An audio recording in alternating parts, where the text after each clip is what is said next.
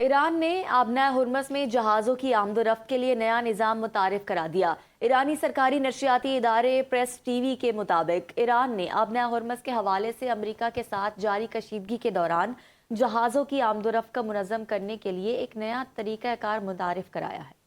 Report کے مطابق اس نظام کے تحت آبنائے ہرمز سے گزرنے کے خواہش مند جہازوں کو فارسی خلیج اسٹریٹ اتھارٹی سے منسلک ایک ای میل ایڈریس سے پیغام موصول ہوگا جس میں آمد و رفت کے قواعد اور ضوابط سے آگاہ کیا جائے گا۔ اس کے بعد جہازوں کو ان ضوابط پر عمل کرنا لازم ہوگا، جس کے بعد ہی انہیں گزرنے کی اجازت دی جائے گی۔ یہ اقدام ایسے وقت میں سامنے آیا ہے جب ایران آبنائے ہرمز میں بحری ٹریفک پر اپنا کنٹرول سخت کر رہا ہے۔ امریکہ جنگ نہیں چاہتا، ایران آبنائے ہرمز کو کنٹرول نہیں کر سکتا، ایران کو آبنائے ہرمز پر ٹیکس وصول کرنے کی اجازت نہیں دیں گے۔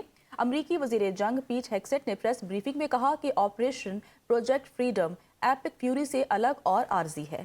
Chairman joint chief general Dan Caine نے کہا کہ ایران مسلسل اپنے ہمسایہ ممالک کو نشانہ بنا رہا ہے۔ ایران کی کارروائی اس حد تک نہیں پہنچی کہ جنگ دوبارہ شروع کی جائے۔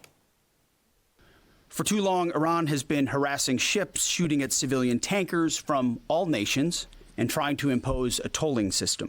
Iran's plan, a form of international extortion, is unacceptable. That ends with Project Freedom. America is using its strength to lift up others. Iran is trying to subjugate the world. We know the Iranians are embarrassed by this fact. They said they control the strait. They do not. 6 ships tried to run the blockade out of Iranian ports as Project Freedom commenced, and they were all turned around. This is more than strategy, it's also humanitarian. By breaking Iran's illegal stranglehold, we're protecting the lives and livelihoods of sailors from dozens of countries, securing global energy routes, and preventing shortages that hit the world's poorest people the hardest. To what remains of Iran's forces, if you attack American troops or innocent commercial shipping, you will face overwhelming and devastating American firepower. The president has been very clear about this.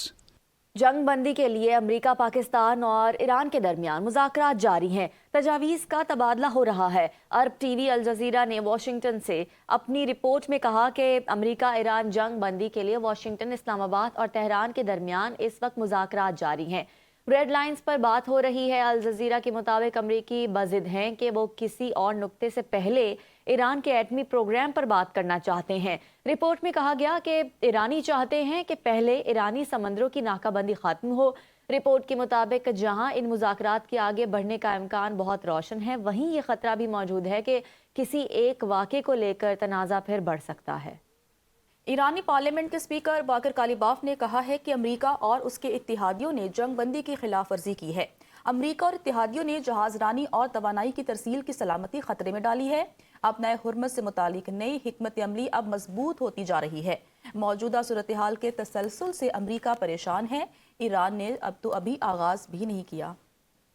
امریکی قیادت اپنے وہم و گمان کو کامیابیوں کے طور پر پیش کرتی ہے۔ ایرانی سپریم لیڈر مجتبی خامنائی کے مشیر محسن رضائی نے امریکہ کی اعلیٰ قیادت پر سخت تنقید کرتے ہوئے سوشل میڈیا پیغام میں کہا کہ امریکہ کے صدر، وزیر جنگ اور chairman joint chief of staff ایک مشترکہ خصوصیت رکھتے ہیں۔ یہ لوگ اپنے وہم و گمان کو کامیابیوں کے طور پر پیش کرتے ہیں۔